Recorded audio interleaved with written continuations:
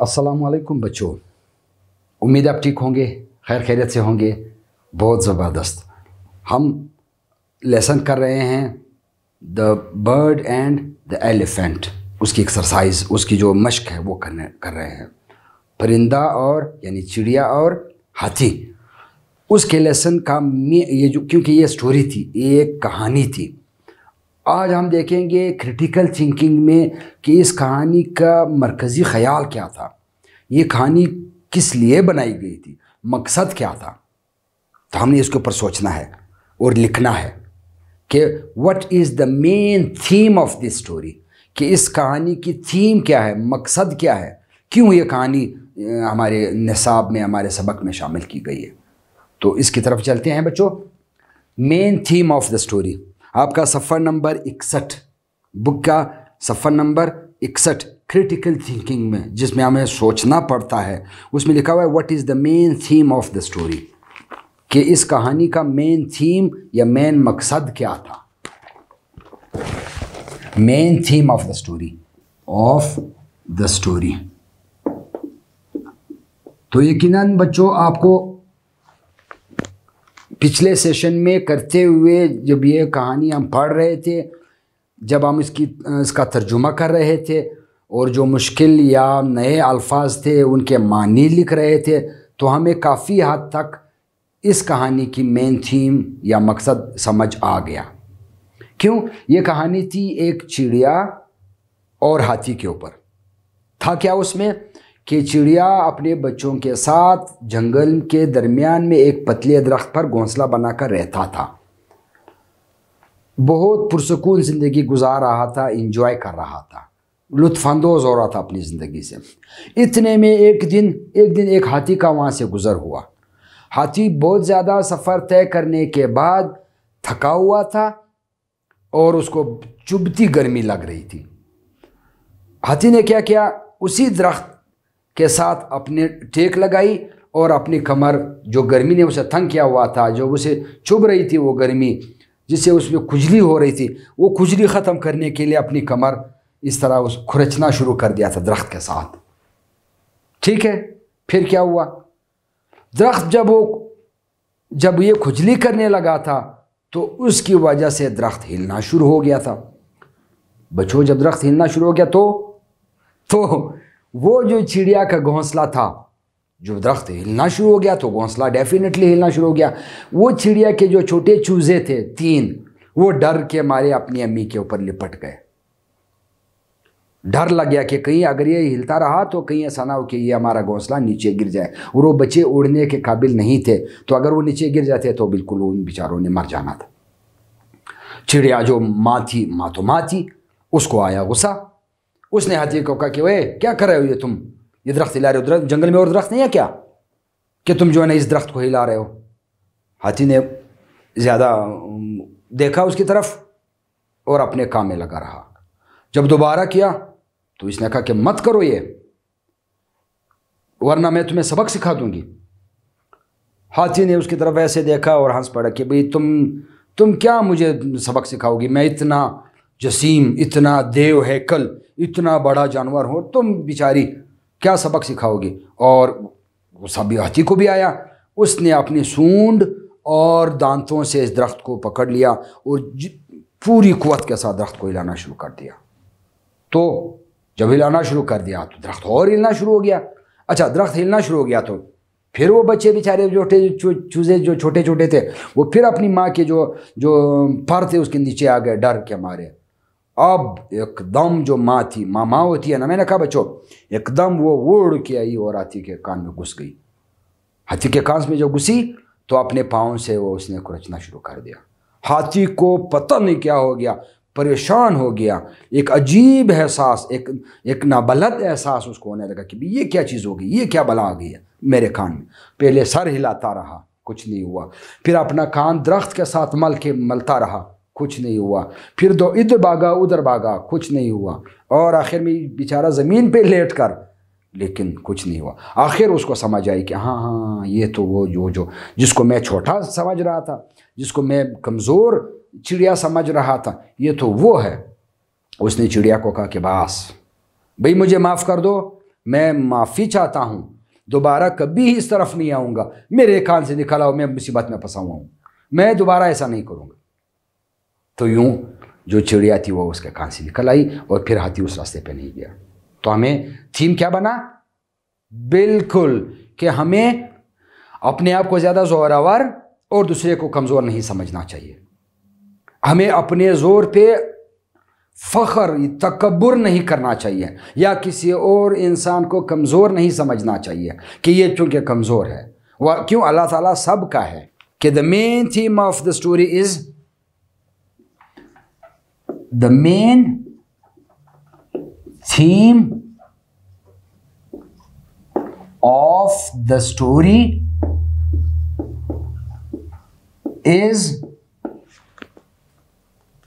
that we should not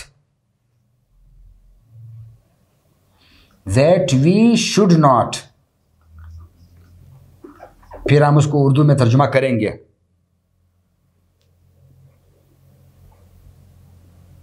या हम यूं कर लेते हैं, we should care of everyone, हमें सबका ख्याल रखना चाहिए। इस स्टोरी का मेन थीम ये है बच्चों कि हमें सबका ख्याल रखना चाहिए। We should care of everyone, हमें हर एक का ख्याल रखना चाहिए, भले वो छोटा है भले वो बड़ा है, भले वो कमज़ोर है भले वो ज़ोरावर है, हमें सबका ख्याल रखना चाहिए। Whether he or she,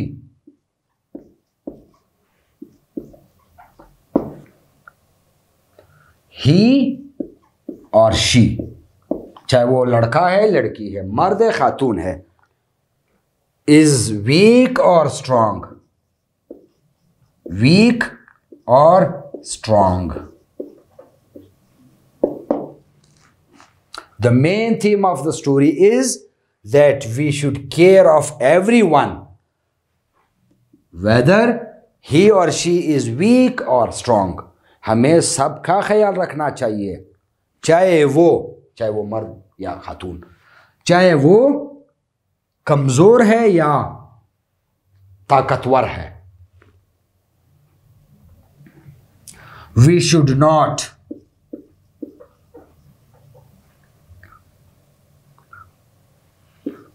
not consider, हमें नहीं समझना चाहिए आवर सेल्व्स, अपना आप, क्या? Stronger, while others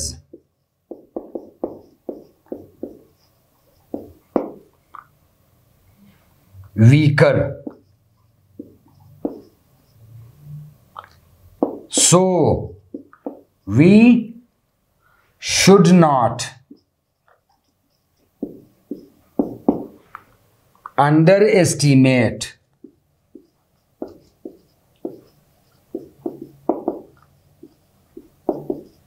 others। अब थीम पूरा हो गया। क्या कहता है? The main theme of the story is that we should care of everyone. इस कहानी का मेन थीम, इस कहानी का मरकज़ी ख्याल, इस कहानी का मकसद ये है कि we should care of everyone, हमें सबका ख्याल रखना चाहिए। Whether he or she is weak or strong, चाहे वो कमज़ोर है या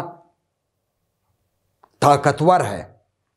we should not consider ourselves, हमें अपने आप को नहीं समझना चाहिए स्ट्रांगर, जोरावर। हाथी भी अपने आप को बहुत जोरावर समझ रहा था, बाद में क्या हशर हुआ बेचारे का।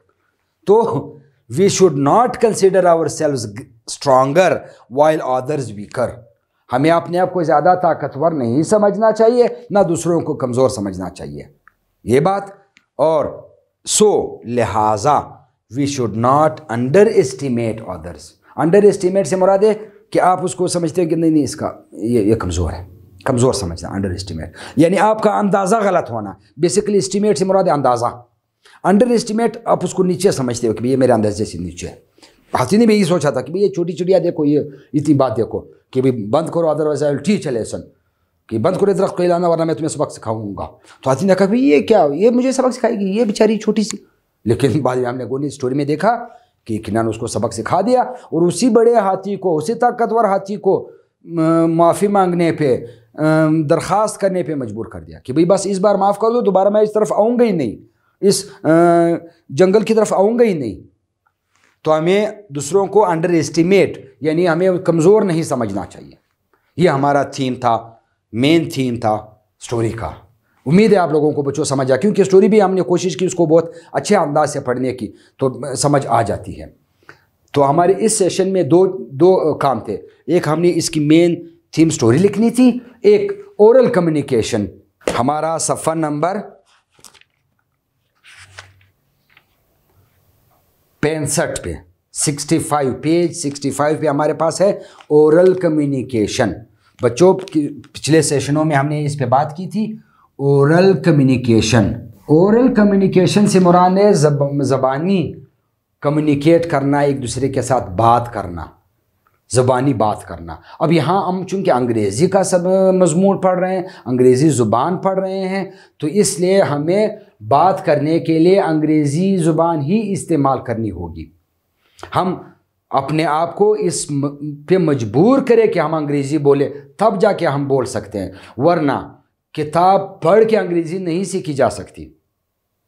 अंग्रेज़ी बोलने के लिए या किसी भी ज़ुबान को बोलने के लिए उसको बोलना पड़ेगा, तब जाके सीखी जा सकती है। मसलन आप कभी सोचें हमने अपनी मादरी ज़ुबान कैसे सीखी?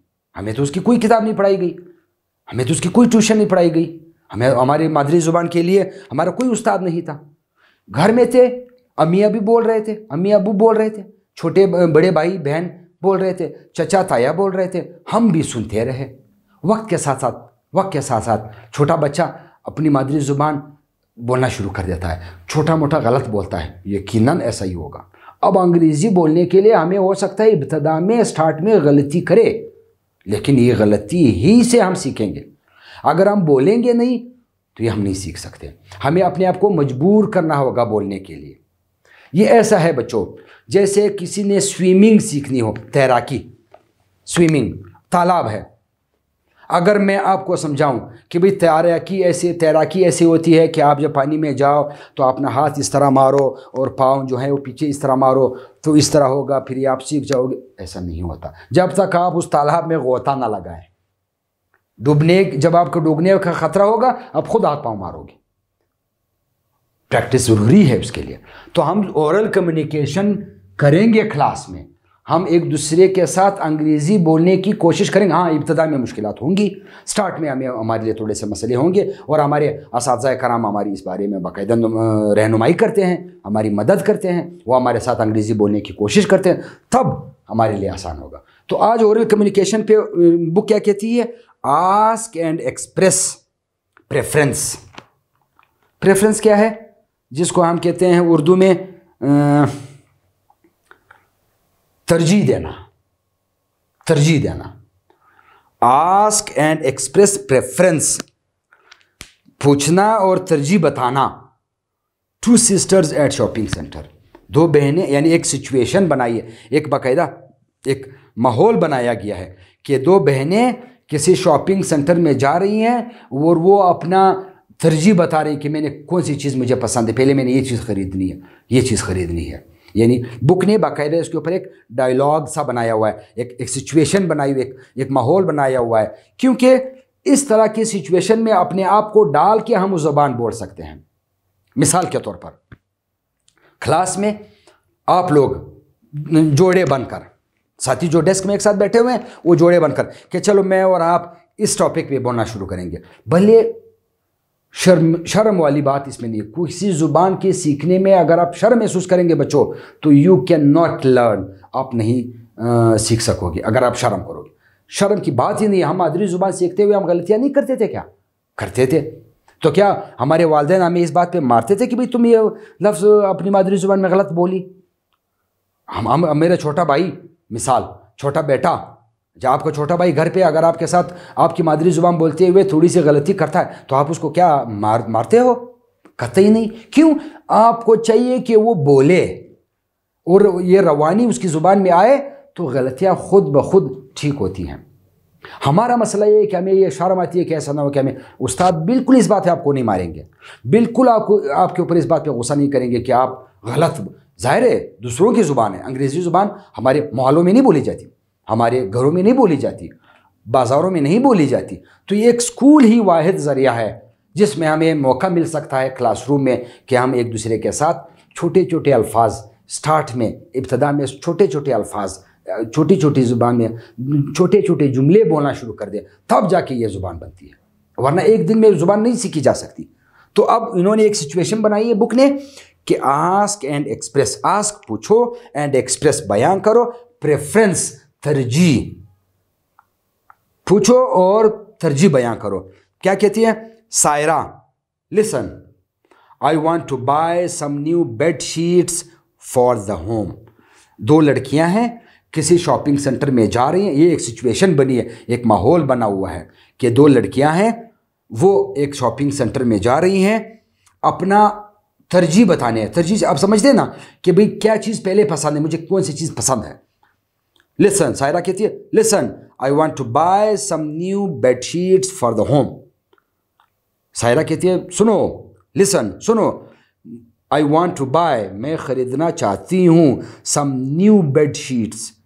बेड शीट वो जो बिस्तर पर हम ओढ़ते हैं, डालते हैं, ये बेड हो उस पे जो शीट हम बिछाते हैं, फॉर द होम, घर के लिए। Listen, I want to buy some new bed sheets for the home. सुनो, मैंने घर के लिए नए बेड शीट खरीदनी है। बेड शीट हम उर्दू में भी उसको बेड शीट ही कहते हैं, क्योंकि जो बेड होता है, जो बिस्तर होता है, उसके ऊपर यानी जो रज़ाई वगैरह से पहले हम ओढ़ लेते हैं उसके ऊपर बेड शीट। बानो क्या कहती है? यस श्योर, हाँ बिल्कुल, श्योर, श्योर बेसिकली यकीनी, यकीन, हाँ हाँ बिल्कुल ठीक है। अब सायरा, क्योंकि अब वो प्रेफरेंस बता रही है, अब अपनी प्रेफरेंस बता रही है, तरजीह बता रही है। Saira, perhaps we could buy this pair, I like floral patterns. Perhaps, शायद, we could buy this pair, हम ये वाला, यानी किसी बेडशीट की तरफ इशारा करके कहती है। Perhaps we could buy this pair, शायद हम ये वाला पेयर, पेयर से मुराद है जोड़ा, ये वाला जोड़ा ख़रीद लेते हैं। आई like floral patterns. Floral patterns से क्या मुराद है? यानी वो जो बेडशीट है उस पर फूल बने हुए, फ्लोरल, फूल जैसा, पौधों वाला से मुतल्लिक, फ्लोरल पौधे या फूल से मुतल्लिक।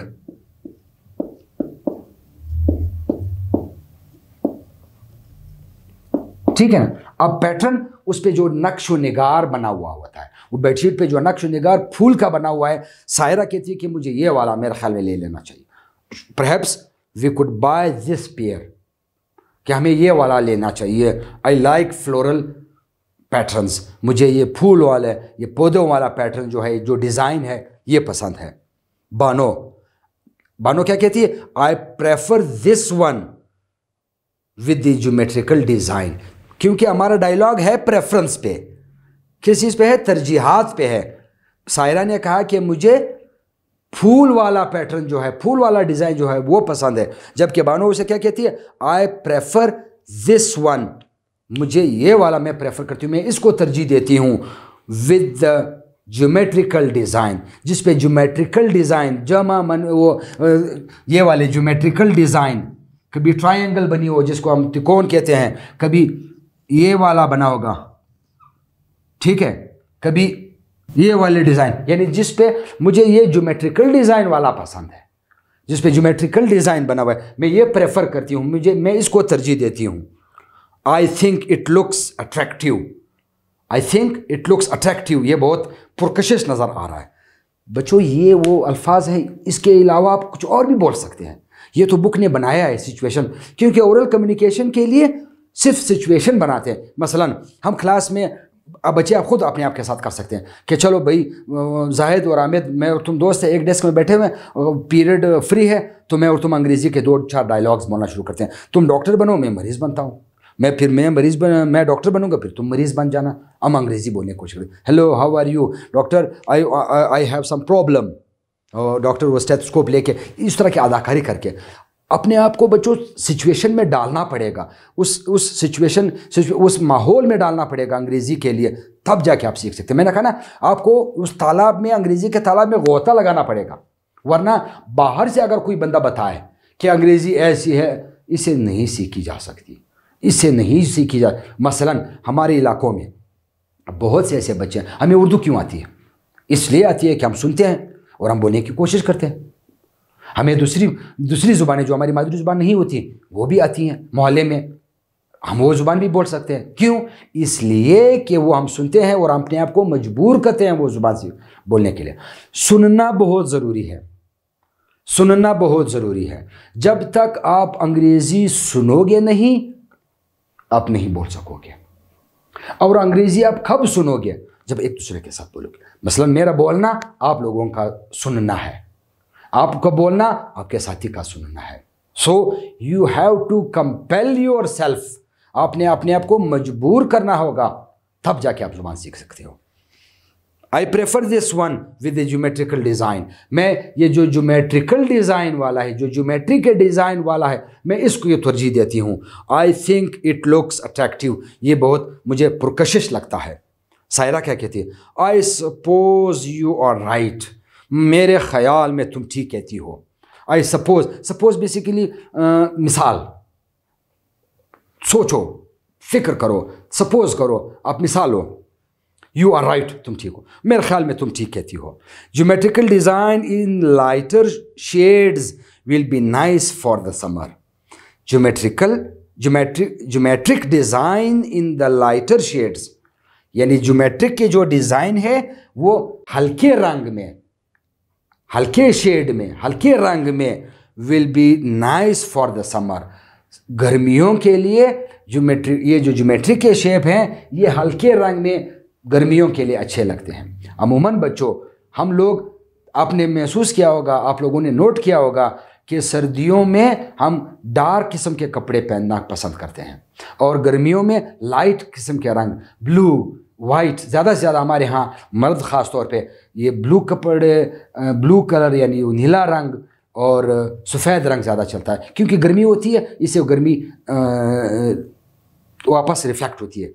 और सर्दियों में हम चाहते हैं कि डार्क रंग हो ताकि वो जज्ब करे गर्मी को, धूप को जज्ब करे। तो ये भी यही कहती है कि I suppose you are right, मेरे ख्याल में तुम ठीक कहती हो। Geometric design is in lighter shades, geometric के डिज़ाइन हल्के रंग में अच्छे रहेंगे गर्मियों के लिए। Nice will be nice for the summer, गर्मियों के लिए अच्छे रहेंगे। बानो क्या कहती है? Personally I prefer darker shades. Personally, ज़ाती तौर पे, मैं प्रेफर करती हूँ, मैं तरजीह देती हूँ डार्कर शेड्स को, जो डार्क शेड होंगे। डार्क शेड से मुराद है जो यानी डार्क शेड से मुराद, अगर ये कहूँ कि वो हल्के, ये भारी, यानी काला रंग, बड़ा नीला रंग, इस तरह के शेड्स मैं पसंद करती हूँ। But if you like lighter shades then it is okay. कहते हैं कि अब मुझे तो खुद डार्कर शेड्स पसंद है, मुझे तो भारी रंग पसंद है। हाँ, अगर तुम लाइट रंग, तुम जो हल्का रंग पसंद करती हो, हल्के रंग से मुराद है हमारे पास सफ़ेद, ऑफ वाइट, ब्लू किस्म का, पिंक, ये लाइटर शेड्स हैं। और डार्क जो है हमारे पास सुर्ख, अपना डार्क नीला और काला, ये हमारे पास डार्क शेड्स हैं। तो कहते हैं कि personally I prefer darker shades, ज़ाती तौर पे मैं गहरे शेड्स पसंद करती हूँ। But if you like lighter shades, अगर तुम हल्के शेड्स पसंद करती हो, then it is okay, it's okay. Saira क्या कहती है? I am glad we found something that we both like. I am glad, मैं खुश हुई। I am glad we found something, हमें मिली ऐसी चीज़ दैट वी बोथ लाइक, जिसको हम दोनों पसंद करते हैं। सायरा कहती है I am glad we found something that we both like, मुझे खुशी हुई कि हम दोनों ने ऐसी चीज़ हमें ढूंढी, मिली, जिसको हम दोनों पसंद करते हैं।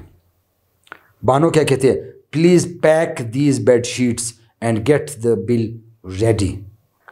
वो फिर शॉपकीपर को, दुकानदार को क्या कहती है Bano, please pack these bedsheets, in bedsheets को पैक कर दो, यानी थैले में डाल दो, and get the bill ready, और बिल बना कर दे दो कि कितने पैसे हुए। शॉपकीपर क्या कहता है, ओके। यानी दो लड़कियों के दरमियान प्रेफरेंस पे, तरजीह पे एक सिचुएशन बनाई गई, एक माहौल बनाया गया जिसमें उनको बोलना पड़ा। वो एक शॉपकीपर की दुकान पे गए, सायरा ने कहा कि मैंने घर के लिए कुछ बेडशीट लेनी है।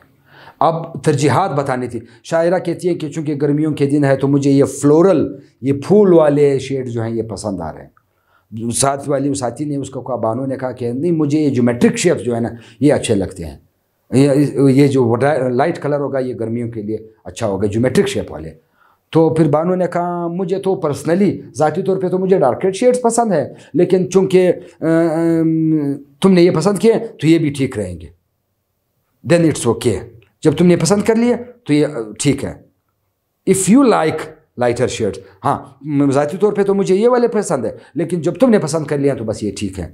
फिर सायरा कहती है कि अच्छा हुआ, आई एम ग्लैड, मुझे खुशी हुई कि हम दोनों को ऐसी चीज़ मिली जो दोनों को पसंद है।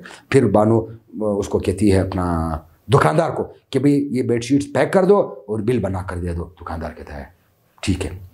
अब एक्टिविटी क्या दी है, ये एक्टिविटी करने वाली है, रोल प्ले है।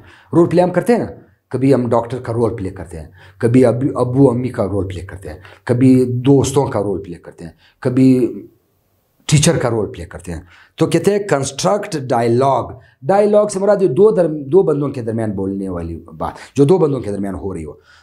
कंस्ट्रक्ट बनाओ, कंस्ट्रक्ट करो, बनाओ डायलॉग्स, डायलॉग बनाओ using expressions of preference and perform in pairs.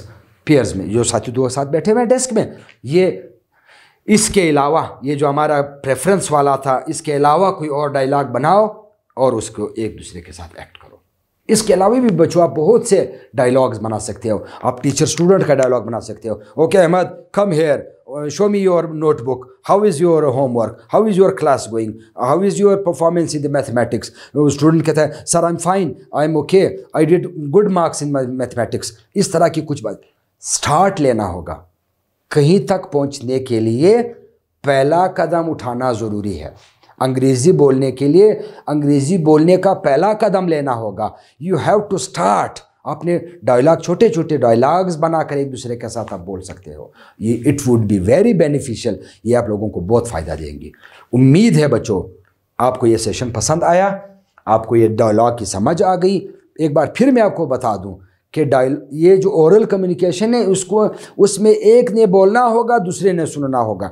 जब तक सुनना नहीं होगा बोलना नहीं हो सकता, जब तक बोलना नहीं होगा दूसरा सुन नहीं सकता। तो ज़ुबान कोई भी नहीं सीखी जा सकती।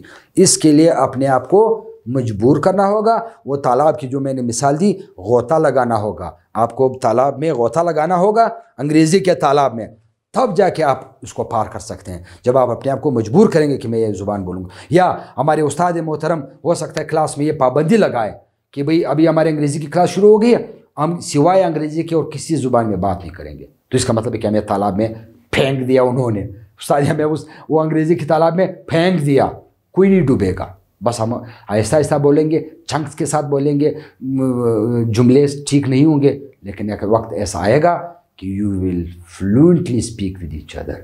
आप एक दूसरे के साथ रवानी के साथ अंग्रेज़ी बोलोगे। उम्मीद है कि आपको ये सेशन पसंद आया। Thank you very much. अल्लाह हाफिज़।